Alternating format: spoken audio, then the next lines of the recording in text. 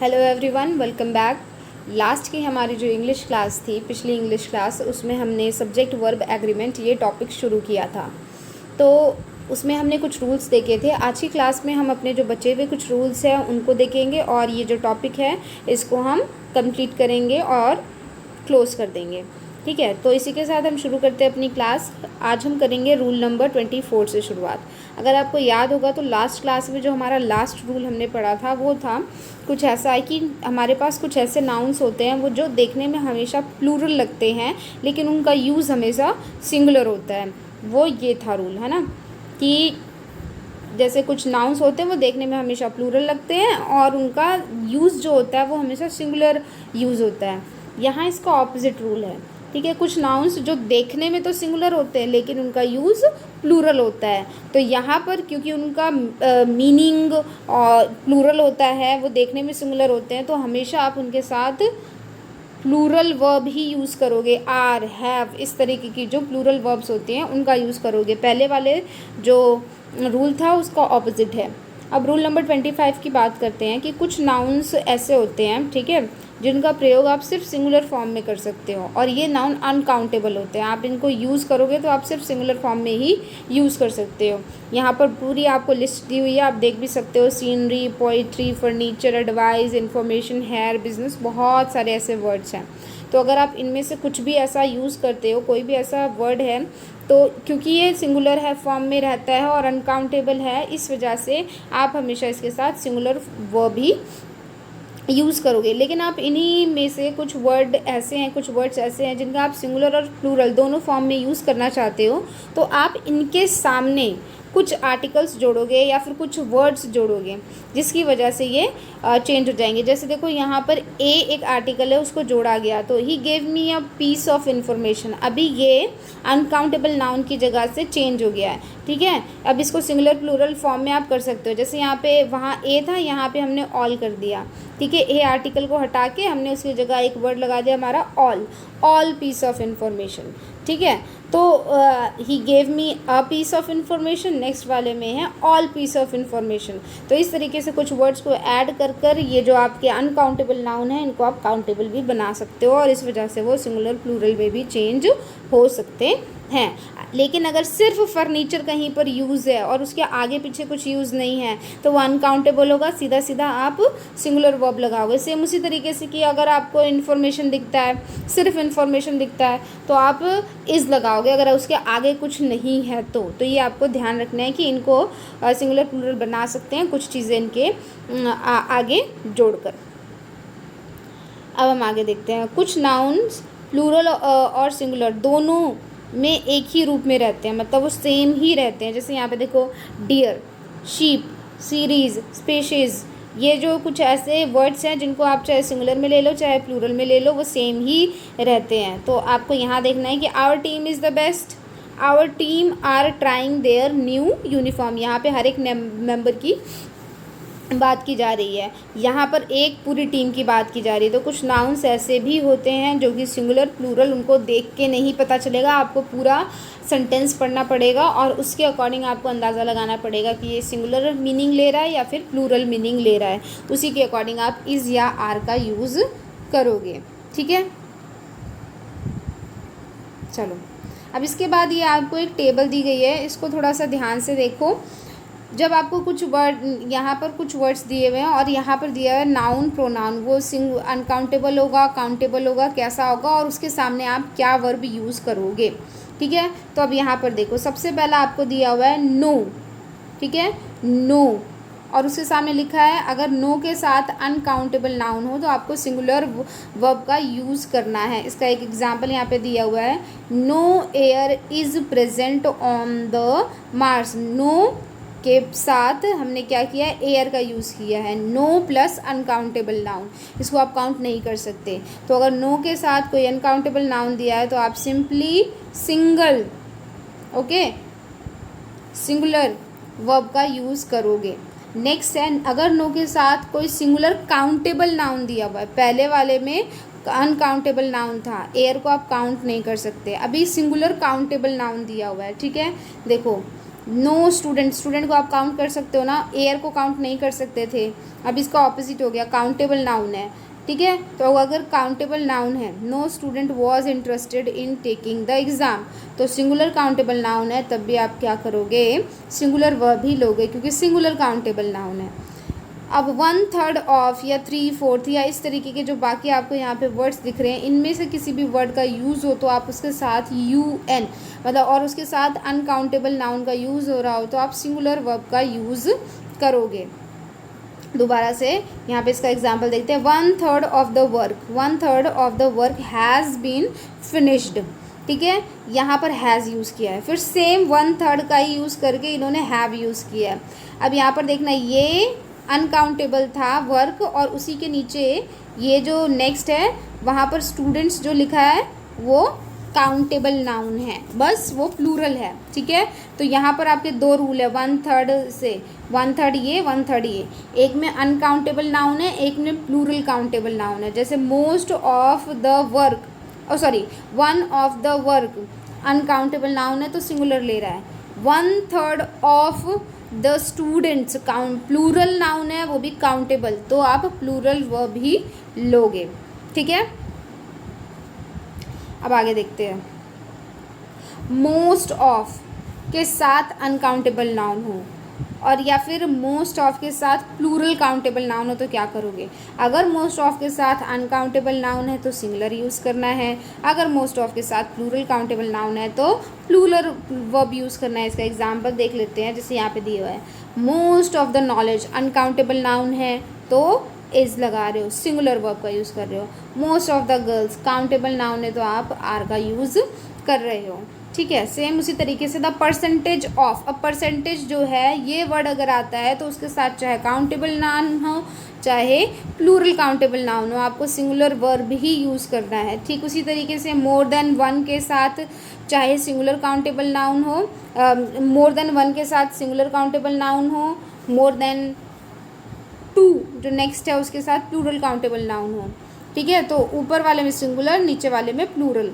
मोर सिर्फ लिखा है प्लस प्लूरल काउंटेबल नाउन है और प्लस उसके साथ देन वन लिखा है तो आप प्लूरल वर्ब का यूज़ करोगे। देखो, more than one city was in ruins, more than one city, ये वाला number 8, more than one city singular countable noun तो सिंगुलर वर्ब का यूज़ हुआ है। More than one city was in ruins, more than one city, देखो more के साथ city का यूज़ हुआ है। More than one singular countable noun तो हमने सिंगुलर वॉज का यूज़ किया।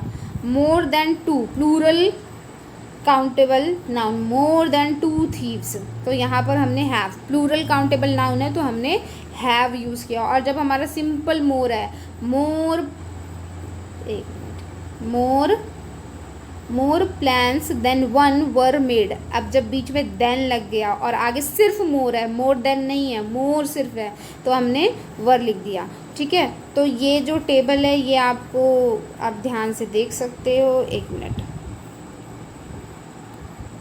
ये जो पूरी टेबल है ये आप अच्छे से देख सकते हो। इसका स्क्रीनशॉट लेना चाहो तो स्क्रीनशॉट भी ले सकते हो, 1 मिनट, ये ठीक है। ये पूरा आप अच्छे से स्क्रीनशॉट लेना चाहो तो स्क्रीनशॉट भी ले सकते हो इसका, ठीक है। अब इसके बाद हम करेंगे अपने कुछ क्वेश्चंस, जो हमने इतने सारे रूल्स पढ़े ना, अब इसको देखते हैं, रूल्स को देखते हैं आपको कुछ याद है कि नहीं, ठीक है। चलो तो शुरू करते हैं। स्पॉटिंग द एरर, इसी टाइप के कुछ क्वेश्चंस आएंगे। यहाँ पर आपको ऑप्शन जैसे ABCD ऐसे दिया हुआ है, वो पेपर में ऐसे ही लिख के दिया होगा, एक सेंटेंस लिखा होगा ऑब्लिक कर करके और आपको चूज़ करना होगा कि किस में एरर है। तो चलो फर्स्ट देखते हैं। Neither of them are going to attend the party on 10th October, no error. अब आपने पढ़ा था ना नीदर वाला rule, neither of them, neither किसके लिए, दो लोगों के लिए यूज़ होता है, मतलब दो लोगों में से कोई भी नहीं जा रहा, neither of them are going to attend, okay. तो नीदर ऑफ देम यानी कि दोनों में से कोई भी नहीं जा रहा। अब याद रखना, जब आपने नीदर नॉर ईदर और पढ़ा था, है ना, तो उसमें आपने क्या पढ़ा था कि नीदर सिंगुलर लेता है, और आपने यहाँ पे क्या देखा आर जो कि प्लूरल है, तो मिस्टेक यहाँ है। तो आपको ऑप्शन बी टिक करना होगा कि ऑप्शन बी जो है वो रॉन्ग है। क्यों रॉन्ग है? क्योंकि नीदर ऑफ देम के अकॉर्डिंग इज़ होना चाहिए, दोनों में से कोई नहीं जा रहा, neither of them is going to होना चाहिए। नेक्स्ट क्वेश्चन देखते हैं। He walked 5 miles, which are really a great distance for a man like him who is not only old but also ill. अब आप यहाँ पे देखना कि 5 miles लिखा है। हमने क्या पढ़ा था कि कोई भी डिस्टेंस जब उसके सामने हम नंबर लिख देते हैं 5 miles, ठीक है, तो वो क्या करता है, एक फिक्स्ड डिस्टेंस को फिक्स्ड, इसी तरीके से हमने टाइम का पढ़ा था, वेट का पढ़ा था, है ना, नंबर के साथ में जब आप ऐसा कुछ जोड़ देते हो तो वो फिक्स चीज़ का बताने लग जाता है, तो वो सिंगुलर लेता है अपने साथ।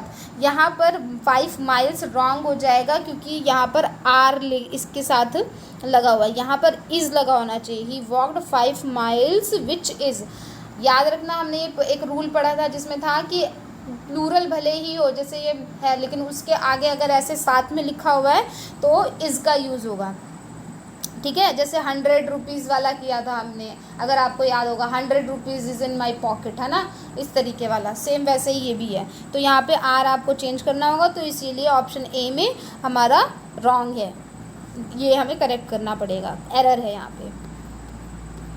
नंबर 3 जाते हैं। ईदर माई कलीग और प्यून आर होम। अभी देखो आपने नीदर नॉर वाला किया था ना, सेम उसी टाइप का क्वेश्चन है। ईदर माई कलीग और अ प्यून आर कमिंग होम, दोनों में से कोई एक आ रहा है, तो यहाँ पर आर को हटा के इज़ करो और ये सब सेंटेंस करेक्ट हो जाएगा। तो यानी कि हमारा ऑप्शन एरर कहाँ है, ऑप्शन बी में है।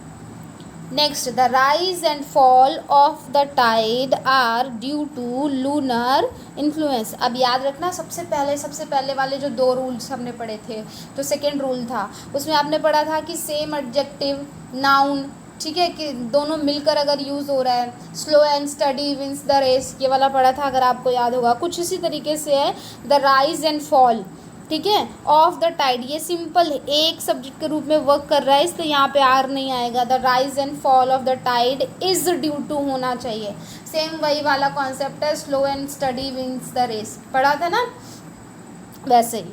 अब यहाँ पर आपका नंबर 5 जो है, मैनी अ, कुछ वर्ड्स आपको बताए थे, उसमें मैनी अ भी था, अगर आपने ध्यान से पढ़ा होगा तो। Many a man haves comed to this temptation, अगर आपको याद होगा तो मैनी अ जो होता है वो हमेशा अपने साथ सिंगुलर वर्ब लेगा। यहाँ देखो प्लूरल लिखा हुआ है, तो हमारा इसमें प्रॉब्लम कहाँ है, ऑप्शन बी में।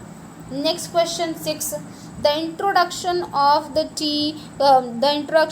tea, coffee and such other beverages have not been without some effect। अब यहाँ से वो याद करो जो हमने पढ़ा था कि जब हमारे पास काफ़ी सारे नाउन्स इकट्ठे हों तो हमारा जो मेन नाउन होता है उसके अकॉर्डिंग हम सब्जेक्ट को चूज़ करते हैं। यहाँ पर देखो टी, कॉफ़ी, ये सारे बीवरेजेस, है ना, बहुत सारे नाउन्स हैं। यहाँ पर आपका जो मेन सब्जेक्ट है वो क्या है, introduction.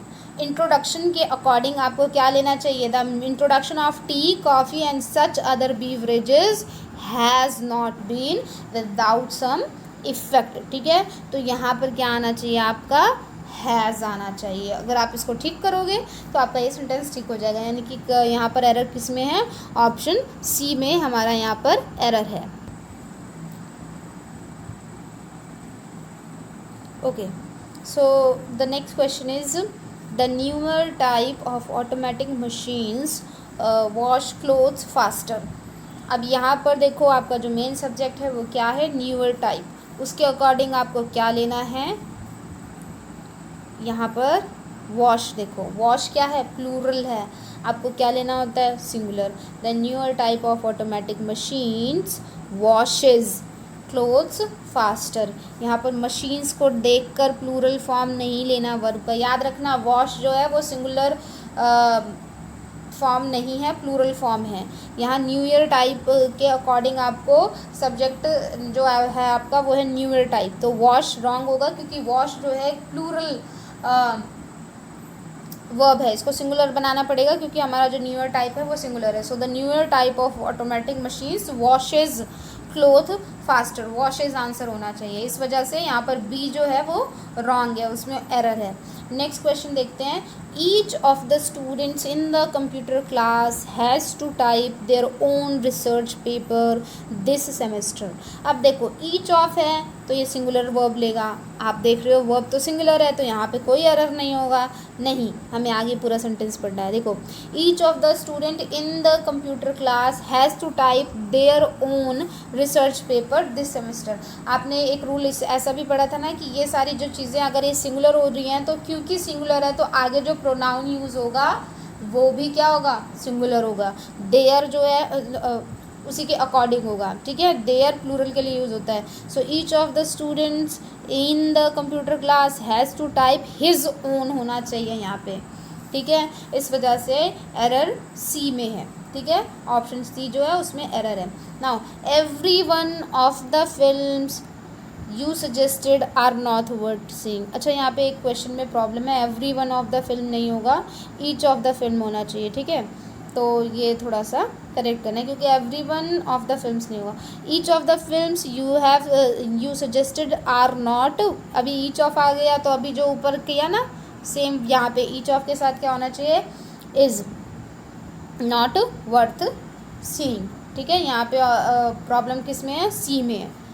Each of the film you suggested is not worth seeing. Next ये वाला ध्यान से देखो, 10th The secretary and principal of the college are attending the district development council meeting and the collectorate। अब यहाँ पे ये देखो ध्यान से, द सेक्रेटरी एंड प्रिंसिपल, ठीक है। यहाँ पर दो लोगों, दो सेक्रेटरी और प्रिंसिपल, दो वर्ड्स यूज़ किए गए, दो नाउन है। अब यहाँ पर हमें देखना है कि क्या ये दोनों लोग एक ही हैं या दो अलग अलग लोग हैं। तो हमने एक रूल पढ़ा था कि अगर आर्टिकल एक के पहले लगा हुआ है यानी कि एक ही इंसान है जो कि दोनों रोल प्ले कर रहा है, और अगर दो के सामने लगा हुआ है तो वो दो अलग अलग लोग हैं। तो यहाँ पर आर्टिकल सिर्फ एक के सामने लगा है यानी कि जो सेक्रेटरी है और प्रिंसिपल है कॉलेज का वो दोनों एक ही इंसान है। So the secretary and the principle of the college, ये एक ही इंसान है जो सेक्रेटरी भी है और प्रिंसिपल भी है। तो जब एक ही इंसान की बात हो रही है तो यहाँ पर आर आपका क्या हो जाएगा, गलत हो जाएगा। The secretary and principle of the college is attending, is होना चाहिए, आर नहीं होना चाहिए, रॉन्ग हो जाएगा। तो आपका जो एरर है वो ऑप्शन बी में है, ठीक है। तो आज की क्लास में तो हमने 10 तक कर लिया, इसके बाद आप बाकी होमवर्क में करके देखिए, आप खुद करके देखिए कि आपसे होता है कि नहीं। ये आपको प्रोवाइड करा दिए जाएंगे जो बाकी के क्वेश्चंस हैं, ये फिर भी आप एक बार ऐसे भी देख सकते हो और आपको ये प्रोवाइड भी करा दिए जाएंगे।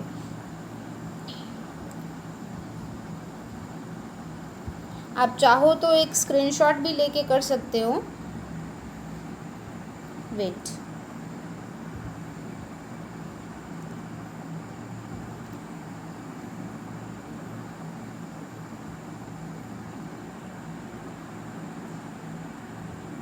आप चाहो तो एक सिंपल सा स्क्रीनशॉट भी लेके कर सकते हो। ये क्वेश्चंस अगर क्लियर दिख रहा है आपको तो